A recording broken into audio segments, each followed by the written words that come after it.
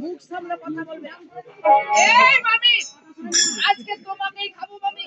কে বললে মামি? হ্যাঁ মনে শুনি আজকে না রে বললে